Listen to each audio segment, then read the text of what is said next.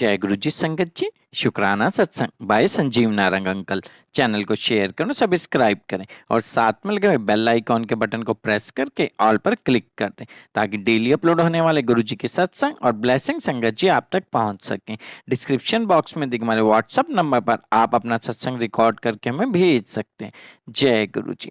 आज का शुक्राना सत्संग हमारे साथ शेयर किए लखनऊ से ममता तिवारी आंटी जी ने। हाँ जी, लखनऊ से ममता तिवारी आंटी जी ने सत्संग हमारे साथ शेयर किया और इस सत्संग को हमारे पास भेजने की सेवा की है लखनऊ से अनन्या श्री आंटी जी ने। मैं ममता आंटी जी, अनन्या श्री आंटी जी का दिल से शुक्राना करता हूँ। चलिए सत्संग शुरू करते हैं। जय गुरु जी। जय गुरु जी। शुक्राना गुरु जी, शुक्राना आपका, हर पल का शुक्राना, अनंतम अनंतम अनंतम शुक्राना। मेरा नाम ममता है, मैं लखनऊ से बात कर रही हूँ और मेरा ये जो शुक्राना सत्संग है वो नारंग अंकल के चैनल के लिए अपलोड करने के लिए है। और शुक्राना अनन्या मैम आपका भी, जो आप इतनी अच्छी सेवा कर रही हैं कि हम लोगों का सत्संग नारंग अंकल के पास भेजती हैं। और नारंग अंकल आपका भी शुक्राना कि आप भी इतनी अच्छी सेवा कर रहे हैं जो अपने चैनल पे हम लोगों के जो सत्संग है वो अपलोड करती हैं। तो उसके लिए भी शुक्राना शुक्राना। ओम नमः शिवाय। शिव जी सदा सहाय। ओम नमः शिवाय। गुरु जी सदा सहाय। तो ये मेरा सत्संग है, शुक्राना सत्संग है। अभी कुछ दिन पहले मेरे हस्बैंड से बहुत ज़्यादा हो गई थी और काफ़ी टाइम बाद हुई थी लड़ाई, मगर बहुत ज़्यादा हो गई थी।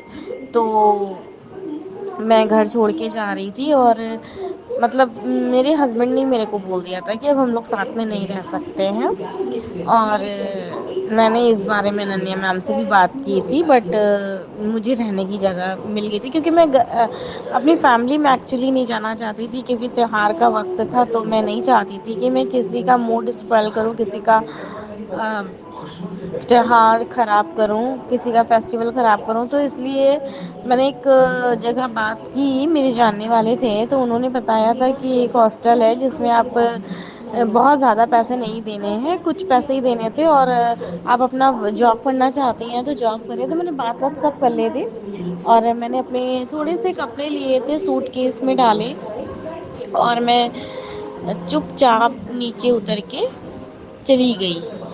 और जैसे ही मैं गेट खोली तो बस मैं गुरुजी का नाम अंदर ही अंदर जप करती जा रही थी, मन में गुरुजी का मंत्र जाप करती जा रही थी, मन ही मन में। और सच बताऊं तो मैं नहीं चाहती थी कि मेरे हस्बैंड और हम लोग अलग अलग हों, मैं नहीं चाहती थी। बट उस दिन बात बहुत ज़्यादा बड़ी भी नहीं थी, बस थोड़ी थोड़ी ही सी बात थी। वो बढ़ते बढ़ते बढ़ते इतनी बढ़ गई कि मेरे हस्बैंड ने ऐसे बोल दिया और मैं भी गुस्से में बोली कि हाँ ठीक है, मैं चली ही जाती हूँ, बहुत हो गया, बस बहुत हो गया, और मैं चली ही जाती हूँ। तो ये सोच के मैं बस जैसे गेट पे पहुंची हूँ, मैंने गेट खोला है, वैसे ही मेरे हस्बैंड आए, उन्होंने मुझे रोका, उन्होंने मुझको सॉरी बोला और बहुत बार सॉरी बोला, मेरे को बहुत बार सॉरी बोला मुझे, मतलब माफ़ी मांगी मुझसे, अपने किए पे माफ़ी मांगी। एक दिन पहले जिस बात पे झगड़ा हुआ था उस चीज़ के लिए भी मुझसे माफ़ी मांगी। तो गुरुजी आपका लख लख शुक्राना, ये आपकी ही मेहर है और आप हमेशा, आपका मैसेज आता रहता है कि तुम दोनों प्यार से रहा करो, तुम दोनों के रिश्ते को मैंने ब्लेस किया हुआ है। तो ये ऐसे कुछ मैसेजेस मुझे आते रहते हैं जो मुझे क्लिक होते हैं कि हाँ ये मेरे लिए हैं, क्योंकि जो मैसेज आपके लिए होते हैं वो आपको क्लिक कर जाएंगे कि हाँ ये मेरे लिए है। तो वो मुझे ऐसा लगता है, क्योंकि वो उस पे ये भी लिखा होता है कि आपस में लड़ा मत करा करो, प्यार से रहा करो। तो जब उन्होंने मुझसे सॉरी बोला तो मेरा मतलब मकसद ये नहीं था कि वो मुझको सॉरी बोलें, बट हाँ उन्होंने मुझे सॉरी बोला, अपनी गलती का उन्हें रियलाइजेशन हुआ कि हाँ उन्होंने अपनी गलती को रियलाइज़ किया कि हाँ उनकी गलती थी।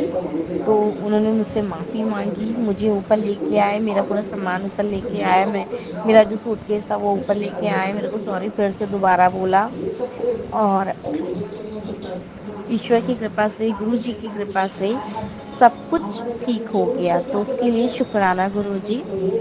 मेरा दूसरा सत्संग है कि मैं ऐसे ही गूगल पे सर्च कर रही थी कि अमृत वेला करने के क्या क्या नियम है। तो मैं सुबह 3-4 बजे उठ के नहीं नहा सकती हूँ, क्योंकि मुझे साइनस प्रॉब्लम है, तो मुझे सर्दी जल्दी पकड़ लेती है। तो जब सर्दी पकड़ लेती है तो फिर आप लोग को पता ही है कि सर्दी कितना फिर प्रॉब्लम होता है सर्दी में। तो मैं ये मतलब ऐसे ही गूगल पे सर्च कर रही थी, और मन में था कि कोई सत्संग ऐसा नहीं है कि जिसमें अमृत वेला के नियम बताए जाते हों। तो मैंने सर्च कर लिया उसमें। दोपहर की बात है, मैं ऐसे ही फ़ोन को स्क्रॉल कर रही थी यूट्यूब पे, तो मेरे सामने एक सत्संग आता है कि अमृत वेला करने के नियम, तो जिसमें उन्होंने बताया था कि आप अगर नहीं नहा सकते हैं तो ब्रश करके हाथ मुंह धो के का अच्छे से, तो भी आप अमृत वेला कर सकते हैं। तो उसके लिए भी शुक्राना गुरु जी कि मन में एक सवाल था और आपने उसका जवाब दे दिया। Thank you, thank you, thank you गुरु जी। और एक सत्संग मेरा आज का है। मैं अपने मम्मी के घर गई थी और मेरा फ़ोन स्विच ऑफ हो गया, ओला बुक नहीं हो पा रही थी क्योंकि मैं स्कूटी लेके नहीं गई थी। तो मुझे एक ऑटो वाला मिल गया, मैंने उसको बोला कि भैया मेरे एड्रेस बताया कि मुझे यहाँ पे जाना है, तो उसने बोला कि ठीक है, 200 रुपये लूँगा। तो मैंने कहा ठीक है, मैं 200 रुपये देने को तैयार हो गई और वो मुझे मतलब लेके चलने लगा। अचानक से वो कैंट में गया, ठीक है, क्योंकि आशियाना आने के लिए कैंट होके आना ही पड़ेगा। तो वो तो ठीक है, बट वो बिल्कुल बहुत सन्नाटा था, रोड पे बहुत सन्नाटा था। तो मैंने उसको बोला कि आप गलत रास्ते पे जा रहे हो, आप उधर से ले चलो। तो बोला मैम मैं इधर से जल्दी पहुंचा दूंगा, जल्दी पहुंच जाएंगे, आपको बंगला पुल होकर ही चलना है ना, तो मैं इधर से ले लूँ। मैंने कहा नहीं, मुझे नहीं जाना उधर से, क्योंकि मुझे पता है कि तेलीबाग से पहले एक रोड अंदर की ओर जाती है जो मंगला पुल की ओर निकलती तो है, बट वो बहुत सन्नाटे वाली रोड है, वहाँ पे लाइट्स भी नहीं होती हैं, क्योंकि मुझे पता है कि वहाँ पे लाइट्स भी नहीं होती हैं। और वो रोड निकलती है सीधे बंगला पुल से चौराहे के पास। तो मैं बोली कि नहीं, मुझे नहीं जाना है। तो मैंने कहा अभी रोको ऑटो तुम।